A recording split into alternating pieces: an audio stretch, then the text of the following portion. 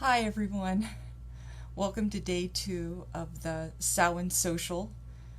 Hopefully you can hear and see me. I'm very happy to be with you today. I'm just going to wait for a few more minutes for people to show up, for anyone who might be watching this live. And hi Kirsten. Hi Catlin, how are you? So if you did remember to bring a stone, that's wonderful. We're going to be doing like a really short practice. Also, obviously you can do it in the replay as well. And I'll also be telling you a little bit more about a free gift that hopefully will deepen your connection to this practice. And what's really exciting about all of this is that I'm really happy to be involved in this wonderful series that Rachel is doing with all these like really fantastic presenters. And I'm excited about hopefully introducing some of you to dream crystals today. So I hope everyone's doing okay. Also, just a little bit of housekeeping. Sometimes I can see comments and sometimes I can't. So if for some reason I don't see your question or comment, I will come to the group afterwards and catch up on anything you ask me, or if you're asking, if you're watching the replay, feel free to ask questions, and I will keep checking in with the comments thread and try to answer any questions you might have. Hi, how are you, Luann? Hi, April. Okay, so I think what I'm going to do is I'm just going to go ahead and wait one more minute, and then I'm going to get started. So I hope everyone has been enjoying the social so far. I've loved it. Awesome. How are you? Cool. Yes, I'm very excited. And it's actually starting to be a little bit like fall in Florida where I live. It's actually less hot now. That's what fall is like here now. So I hope all of you are enjoying this season. Okay, so I think we're good here. So I'm just going to go ahead, and if you can just close your eyes just for a moment, or if you're in a place where you can close your eyes, or just tune in for a minute to just receive. I'm going to ask my helping spirits just for a little bit of help.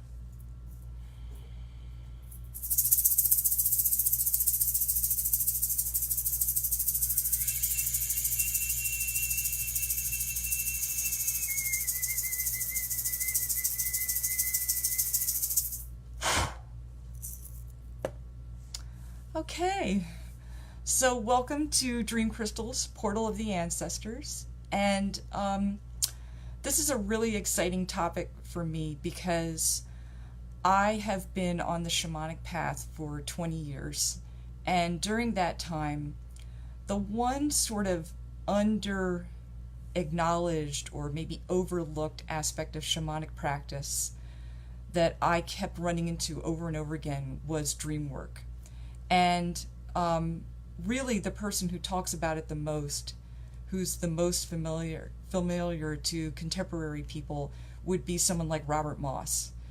So if you don't know about Robert Moss, or you haven't heard of Sergio Magana, who teaches the Mexican indigenous dream work, then you could go for many years on the shamanic path and know very little about the fact that dream work is a really important part of the dreaming tradition and of the shamanic tradition. So I have been, for the last 2 years, being sort of a shamanic coach to people who are interested in working with their dreams in an animistic or shamanic way. Many of these people they're talented dreamers, but they have complicated dream lives in the sense that they can't control their dreaming, or they don't understand the dreams that they keep having that are very vivid and important, or they want to get to know spiritual guides and teachers who show up in their dreams. And this has been a lot of fun and very exciting for me. And in the practice, in the process of doing this, I've become aware of how helpful dream crystals are, not only in my own dreaming practice, where I've been working with them for over 10 years, but it's been something I've been able to share with others, and it seems to help them. And I'm going to go into this obviously in a lot more detail, but one of the things that dream crystals do is they help people to both ask for a dream, remember the dream, and go back into the dream to create more understanding. So let me just see if I can.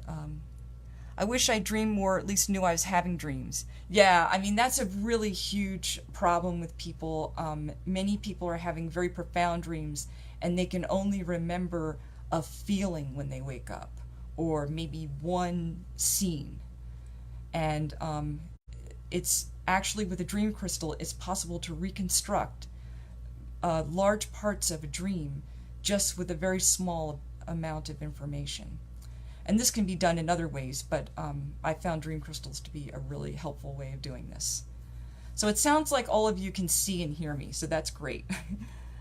Okay, so basically, one of the reasons why I'm connecting and talking about ancestral helping spirits and dreaming is because everyone has ancestral helping spirits, especially ancient ancestral helping spirits who lived in an indigenous culture. No matter who you are on the earth, you have these ancestors. The other thing is that every one of us also dreams. So, in a strange way, we're all, through our ancestors and through our dreaming, connecting with some of the core practices in animistic or traditional cultures. And many of us don't realize that we're doing it. And sort of the connecting link between these ancestral helping spirits and the world of dreaming is, for me, the dream crystal. And obviously I'm going to be going more into how they work and why I think they're so important later. But the thing I wanted to just bring up is that many people discover their psychic gifts, do actual shamanic type work or animistic work, or even do healing work within the dream. And obviously it's a profound way to access your divination. And you can do it every night. There have been times when I was too busy to pick up a tarot deck or journey or do any other type of divination. But because I sleep, I could still get answers to my questions. So, and also with the ancestors, the ancestral helping spirits, are also there to teach and guide. And one of the things that makes the ancestral helping spirits particularly powerful and important for us is that they're the ones who have completely completed the journey through the land of the dead. They've healed all the baggage that they had while they were on this earth, and they've crossed over and connected with the divine. So they become like a type of spirit guide that everyone has.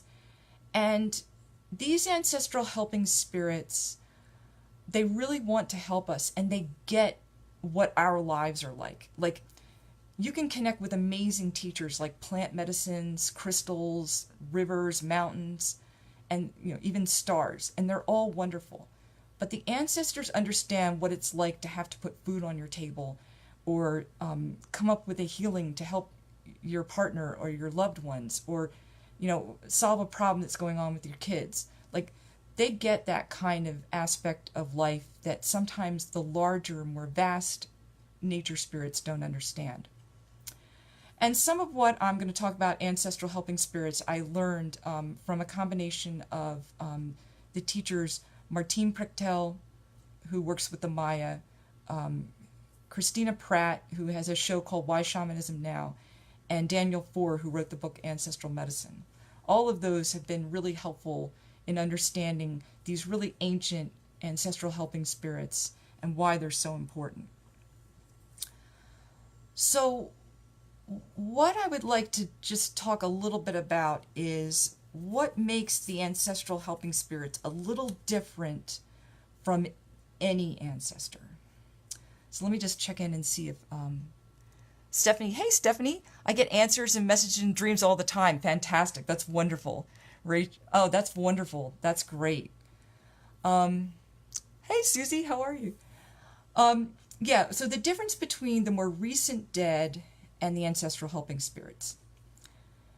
You may actually have a ancestral helping spirit who's a grandparent who is deceased. How the ancestral helping spirits feel is they have no emotional baggage. They're there to help you, like a spirit guide. Their energy feels very solid, like very rooted. When you're in their presence, you feel stronger and centered. And really, their thing is, how can I help you? How can I help you? Now, they will also hold you accountable, especially if you're not living your life purpose, or if you're doing things that are kind of not good for you or not good for other people. They will definitely step up and hold you accountable. But they don't do it in a really judgy way. They're just very they're you don't have to do a lot to help them. You're just there sort of honoring them. Other ancestors, who can also be extremely helpful, may have what is known as ghost energy. This means they have some baggage. You're probably still, when you leave your offerings, your love and your tears and your thoughts are helping to push them through the land of the dead so that they can merge with the divine. That's like sort of one of many indigenous ways of understanding how the dead sort of progress and evolve. Because the ancestors, as we all know, are evolving. People who are one way in life can be 20 years later can be completely different. They can also help with practical problems, and they can be very helpful. But the ancestral helping spirits are the ones that I work with in dreaming. Because in the dream world, it's like going on a shamanic journey. And I like to have my most powerful helpers closest to me when I go consciously into the dream world. So that's a little bit. Also, the ancient indigenous ancestors, what they have is they have the memory of the traditions and the knowledge that we badly need right now. Like, they remember how to work with the plants. They remember how to do ceremonies. They remember how to interact with people in a way that our people haven't, some of our people, because of Western civilization, haven't done in many, many years. And they know a lot about dreaming, because dreaming was incredibly important to them. So, like, that's a whole lost art in modern Western culture that the ancestors, the ancient indigenous ancestors, know a lot about. And this is available to you no matter how recently your ancestors became westernized. You know, you could have a grandparent who's a shaman, or you could have ancestors who haven't done these things in 2,000 years. It doesn't matter. They're just as available. So that to me is an exciting thing. And then I just want to talk a little bit, before I go into dream crystals, I want to talk a little bit about how I sort of accidentally met my first ancestral helping spirit. And then I'll take a break and answer a few questions. So I had been in actual shamanic training for a while. I had done some ancestral clearing, but I was just leery of connecting with my ancestors, even though I felt that I kept dreaming about these ancient ancestors, and I felt that they were involved in my getting into shamanism in the first place. But I just had a bad attitude about my ancestors, and I didn't want to connect with them. So all summer, this one year, I kept getting these messages. I was watching a movie about Mayan healing, and during the healing, they called on the ancestors. Another time I was reading a book about divination with different nature spirits, and ancestors were one of the most important beings that were contacted. And then finally, I went to a ceremony given by my shamanic instructor, and he mentioned that in his medicine bundle, he kept an object associated with his ancestors. So finally I was like, okay, I get it. I'm supposed to do something about my ancestors.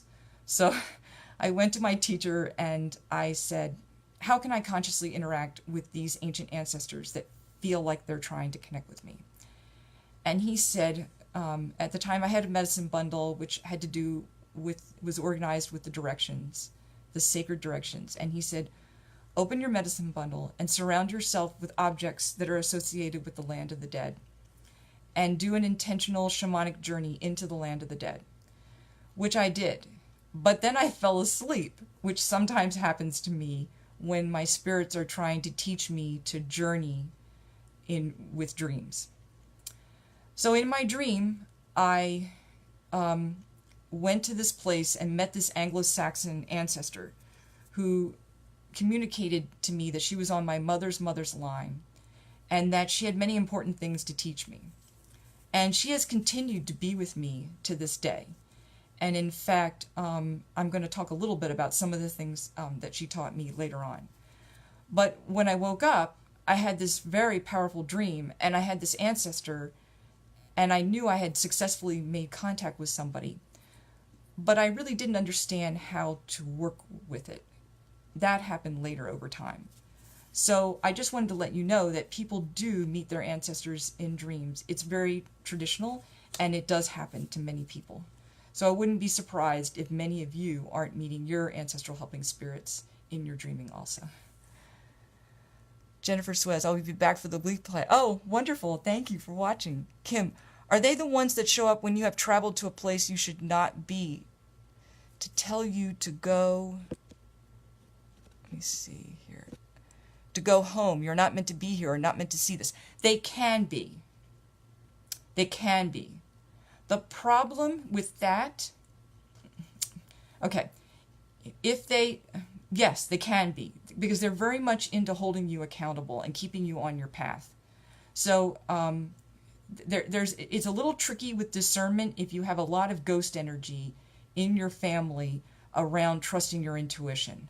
Like if you have a family wound where trusting your intuition was a bad thing, sometimes that gets glitchy. But if you don't have that, absolutely, those ancestral helping spirits are coming in and they're going, this is good for you, this is not good for you. They will definitely step up. And the more you give them, the more you work with them consciously, the more they will do that. Yeah, that's been my experience. Yes. Stephanie Carroll, that's where I am, not knowing what to do with the contact. Oh, wonderful, great. Well, then I hope this will help. So now I'm going to switch gears a little bit and just talk about dream crystals themselves. For most people, especially people who are familiar with some of the Mexican practices, like the ones that Sergio Magaña teaches,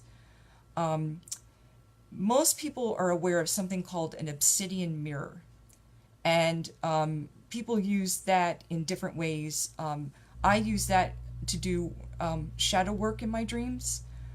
So that's probably the most popular dream crystal that people know about. But what I'm talking about today is a different practice, also done in Central and South America, that is about working with either a clear quartz, an amethyst, or another stone that's associated with dreaming. It really doesn't matter. It just works a little differently if your stone is translucent or if it's not.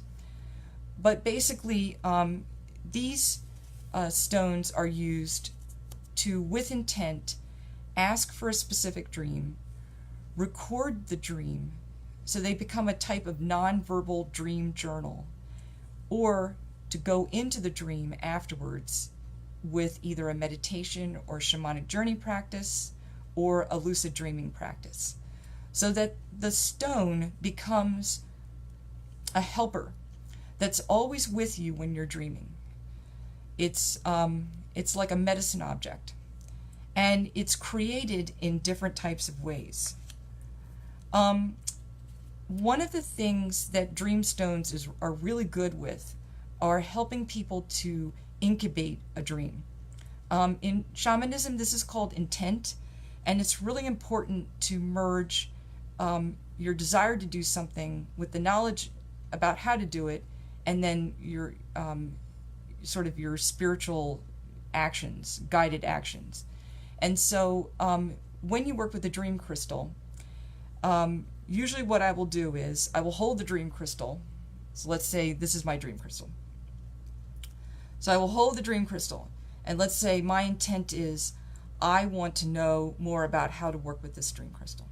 So I would hold that intent in my mind, body, and heart, and then blow into the dream crystal. Like that. And so that sets your intention. Then after that, I would put the dream crystal under my pillow or next to my body. This is a good way of doing this if you are a person who works directly with spirits and you don't use other forms of divination. In other words, if you're a shamanic practitioner or if you're a medium who doesn't use cards. But I also have another way of doing this because I have gone through periods in my life where I read a lot of tarot, where you can actually incubate a dream crystal with a tarot or oracle card. And you can also use runes for this. So what I would do is I would take my dream crystal and I would take a card, okay? So let's say this image, which is like the 10 of Pentacles, I'm wanting to have more abundance in my family. So I'm asking for a dream about that. I would take the card and I would place the crystal on top of it. And I would just let it sit there for a while and kind of soak up my intention.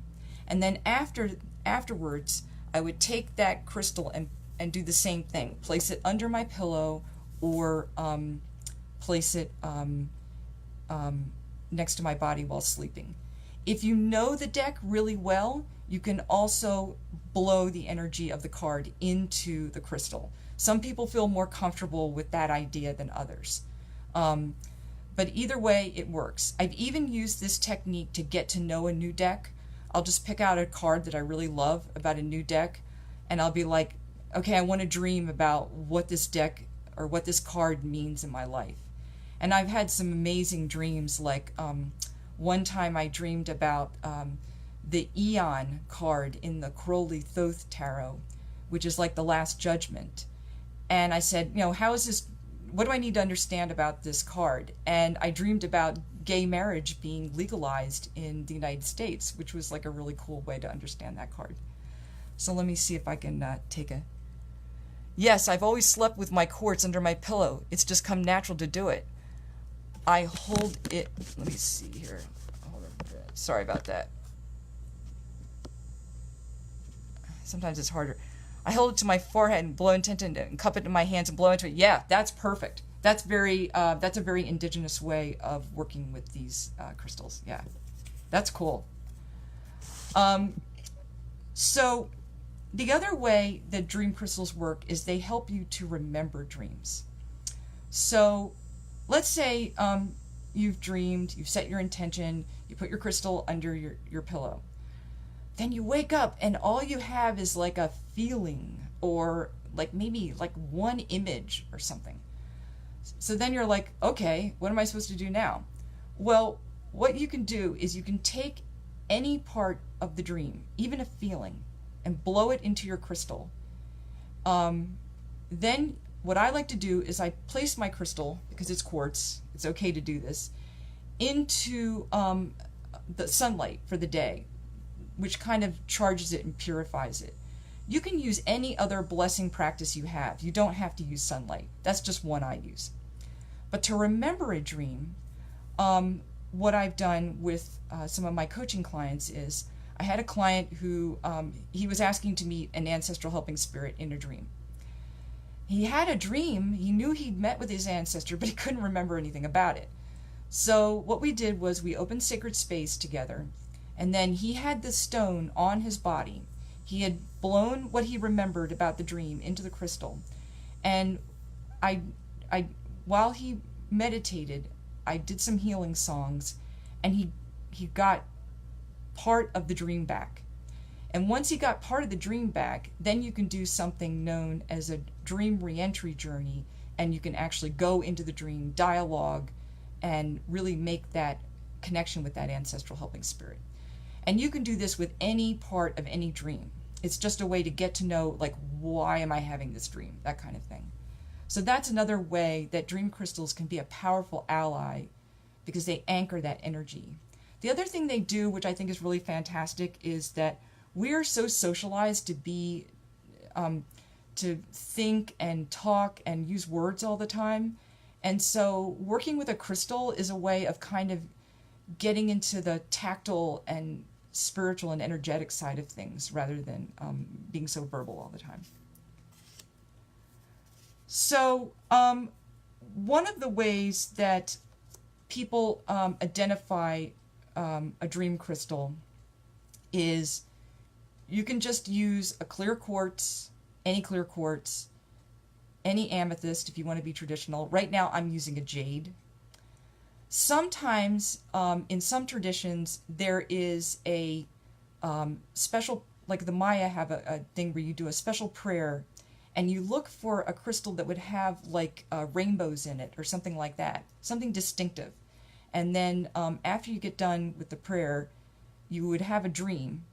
And then in the dream, they would show you how to work with the crystal. And usually the way you work with the crystal is if something's a yes, you see that rainbow or that weird little marking on the stone.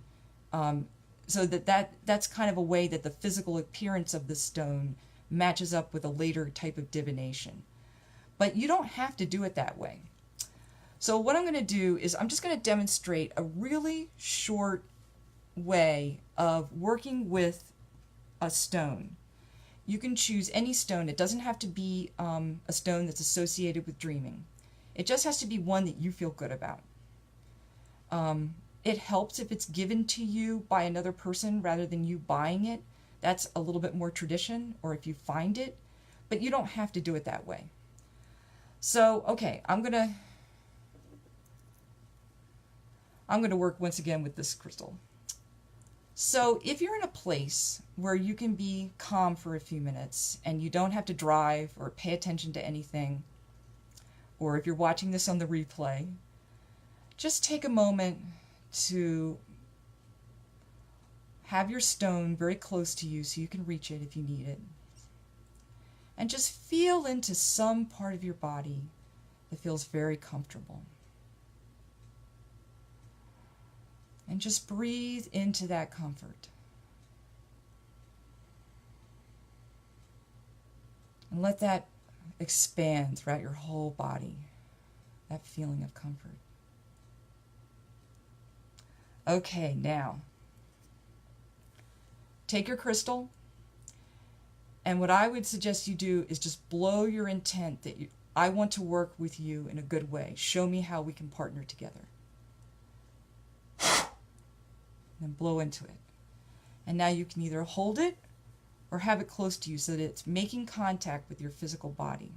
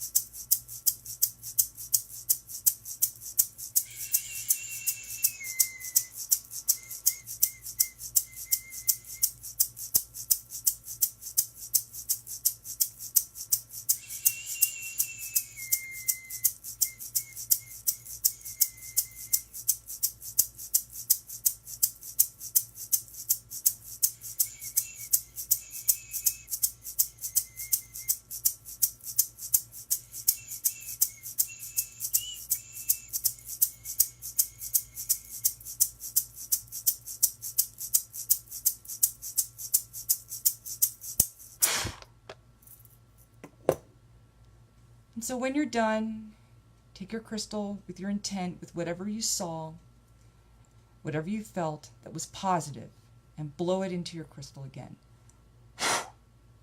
You can blow it from your heart, if you can imagine that. And this will anchor it. And then if you want, you can either place it in a window or bless it with sacred smoke, whatever works for you. And then this evening, when you get ready to go to bed, take your stone and ask your first question and blow into the your sacred stone, your dream crystal, and place it under your pillow or next to your body, And just let whatever comes to you in the dream time be whatever it is. That will be your answer, or the beginnings of an answer.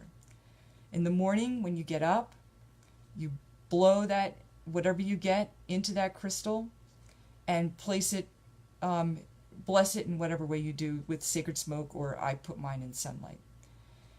And then throughout the day, when you want to get more of an answer, you can interact with the crystal while meditating. You can have it with you while you're doing your other divinations. If you like to go into your dreams through cards or runes, just make sure that your dream crystal is touching your physical body. It helps a little bit to make it a little bit more of a teacher. And this way, you'll begin to get more of a rapport between the ancestral helping spirits, the crystal itself as a helper, and yourself as the dreamer.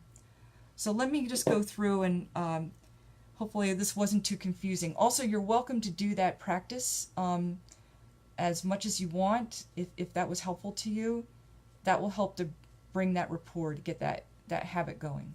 So let me see. I will be doing this later because I don't have my stone with me. Oh, wonderful. Yeah.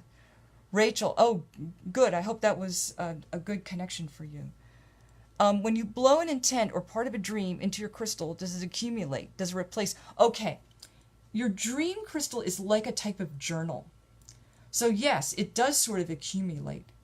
But honestly, because the dream world is an actual place in the other world, it's not like it's not like software where the new software writes over the old software. It's almost like a continuum where you can flow from one dream to the other. You may still keep a regular written journal. I do. But there's something about the dream crystal that makes it less linear. It makes it more accessible. And you may also dream not just about ancestors that you will want to connect with in the other world, but actual places that you may want to go in the other world, which in shamanic practice is a big deal. That's a big part of shamanic work. Rachel Arazo, super clear. Definitely going to try this. Oh, fantastic. Yes, wonderful. That's wonderful. So finally, I want to do a little bit of talking about what it's like to work with divination practices with both ancestors and the dream, and what it's like to work with the dream crystal. So obviously we all know that we often get precognitive messages in our dreams. In fact, Robert Moss has written many books about the importance of paying attention to these messages. It's also a little bit helpful to know whether you're more of a symbolic dreamer or a literal dreamer. It doesn't matter. You can get just as great information either way. I tend to dream in symbols. Some people dream like it's like a movie, and then in waking life the exact thing happens.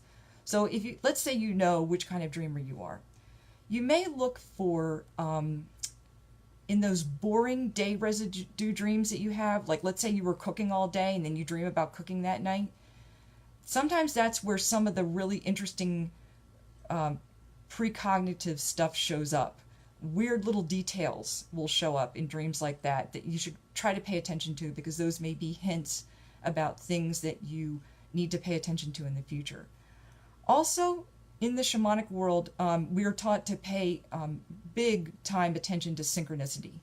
In other words, if you dream about a crow and then you see crows in waking life, that's a dot connect between the other world and this world.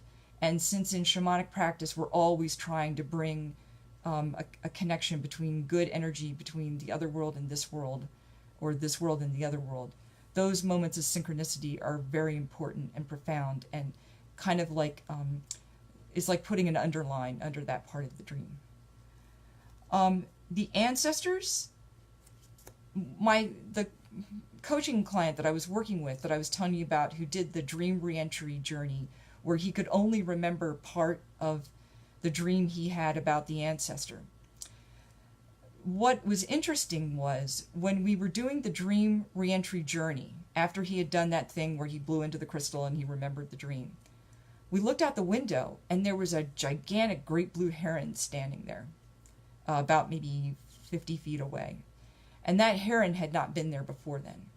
So the ancestors, like the dream world, are particularly tuned in to synchronicity.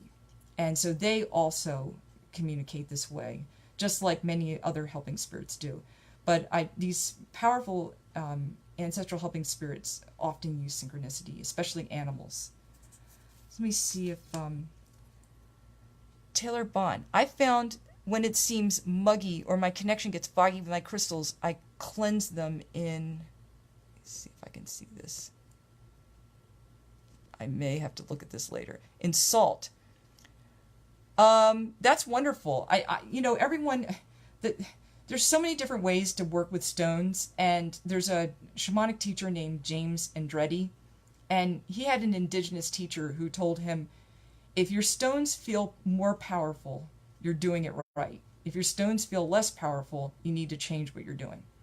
So that's what you're always going for with your stones, that they feel good, they have high energy, balanced energy, and they just feel life affirming and spirit filled. Yeah.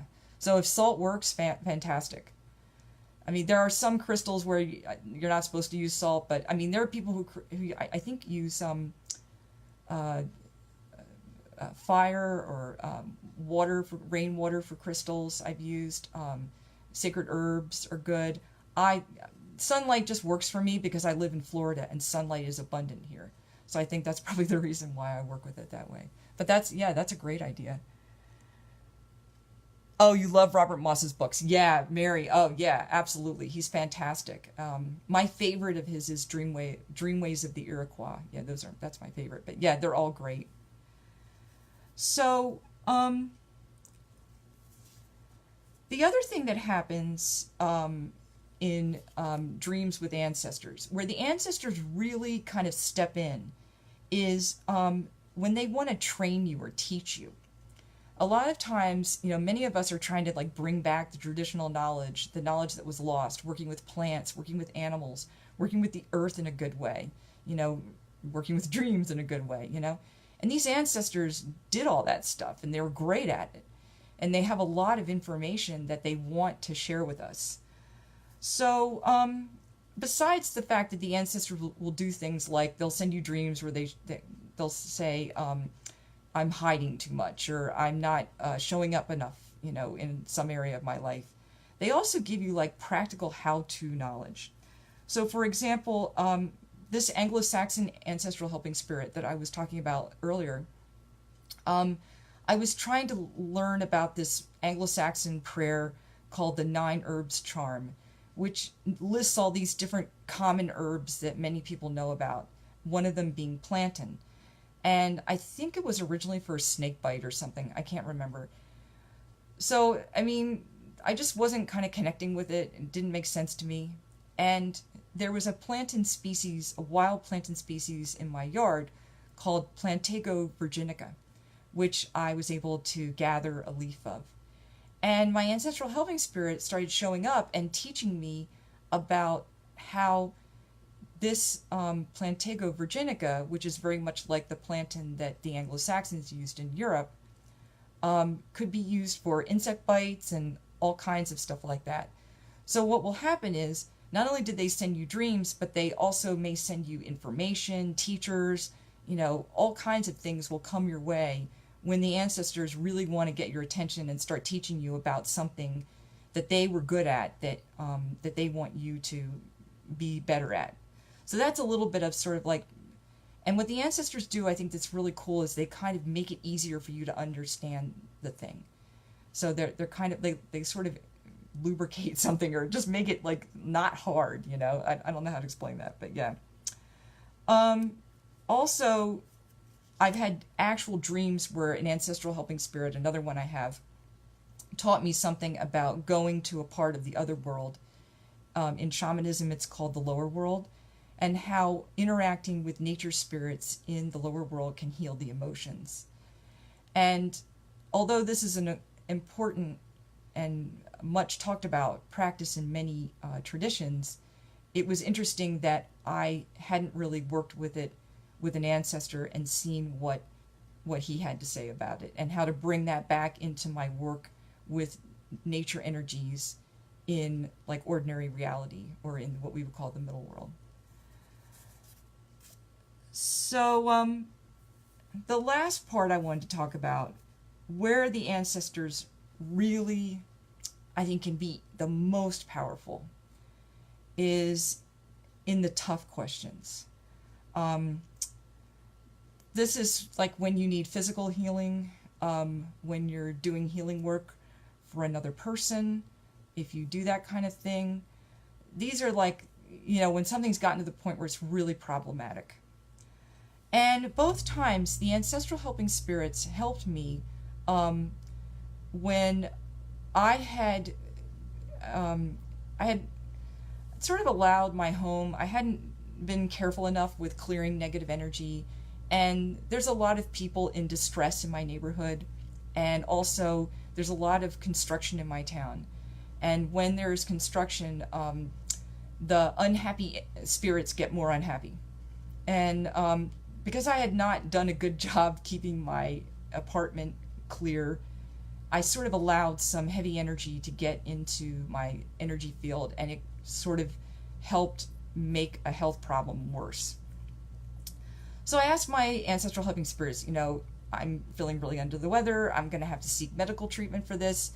How can I deal with this? What is the real cause of this?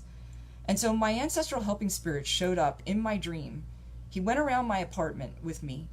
He gave me a pamphlet with advice about how to do a house clearing and also how to do a candle divination that was actually in ordinary or waking life being taught by a famous shamanic practitioner.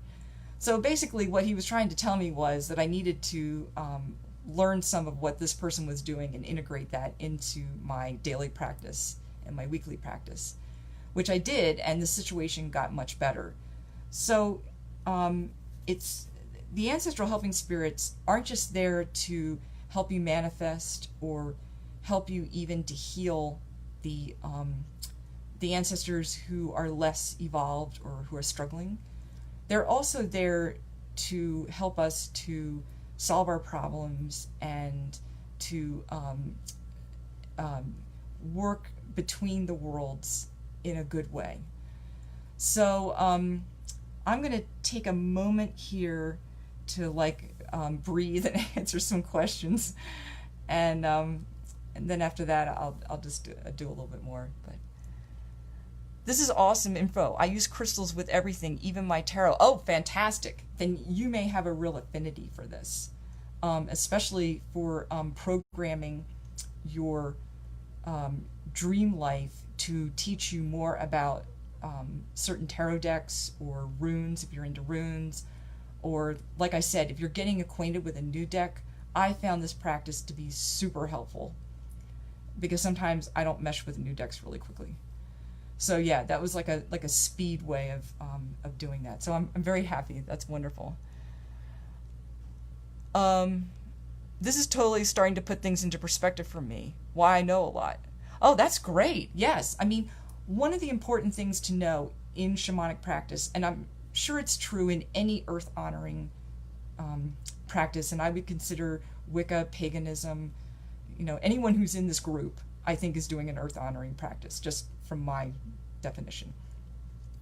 But somebody is wanting you to do this, somebody good. And usually that's somebody good, or one of those somebody good people is an ancient ancestor, or maybe a recent ancestor. So yeah, I mean, getting more in contact with them can be enormously helpful. In traditional societies, this is crucial. Not only does it help with health, but there were activists at Standing Rock who felt like they had the courage to go out there unarmed and face, people with rubber bullets because their ancestors and their helping spirits were backing them up. So this can really help people in their lives. So I hope that it is empowering for you also. Married to Disco. Not long ago, I had a dream about my first love. He told me that he had always loved me. Oh, that's wonderful. Was that a healing dream for you? Yeah, that any kind of yeah, those kind of resolution dreams, you can go in with those. Sometimes, like if you have a guardian angel or an ancestral helping spirit that you feel really good about, you can go into those with in your dreams with your dream crystal again, or you can take your dream crystal and meditate with it, or you could even do the little practice that we did here, and instead of blowing into the crystal that you want to know about working with it better, you can just say, I want to understand what was happening in this dream. So yeah, you can do any of that. I feel like I have a few, if that makes sense. Oh yeah, yeah, that totally makes sense. I love this. Very empowering. Wonderful, Latanya. Thank you for watching. I'm starting a journey with my ancestors. Oh, fantastic. Yes, yes, yes. Yes, it was very healing. Wonderful. That's great. So before I kind of go on to like the last part of my talk, is there anything about the actual ancestral helping spirits or working with the crystal itself that was unclear or confusing? I'm just going to give people a few moments to ask a question. For the knowledge without learning in this life, I always thought it was from past lives. Well, sometimes it is. Yeah. Yeah, you can bring past life gifts in, absolutely. But some of them are your ancestors. Yeah. Well, that just helped me clear up one thing I've been trying to figure out. Oh, well, that's interesting. Is that the past life thing, or well, anyway, I'm glad that did. Okay, so what I'm going to do is I'm going to very quickly close Sacred Space, and then I'm just going to tell you a little bit about just some follow-up stuff. Thanks. So if you can, just close your eyes for a moment. We'll thank all of our ancestral helping spirits, all of our helping spirits.